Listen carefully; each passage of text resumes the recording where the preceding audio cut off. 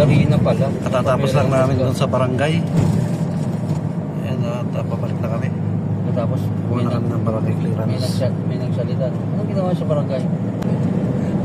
Molino Road. So, dadaan tayo ng Molino Flyover. Ito guys, Molino Flyover.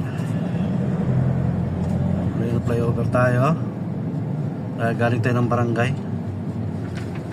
Kumuha lang kami ng barangay clearance para sa aming requirements. Ito ang kapanabik na daan, ang Molino Flyover. Dito ako itong tuwa dito, napakaganda naman ang daan na to. Talagang maluwag, walang traffic. Ito,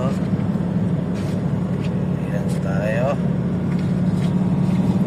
Kasi pag doon kayo sa baba dumaan guys, yan, stoplight na yan, dadaan mo yan. So papunta ka Alabang, doon ka na dumaan sa shortcut. Pero kung diretso ka Molino Road, dito ka na dumaan sa taas.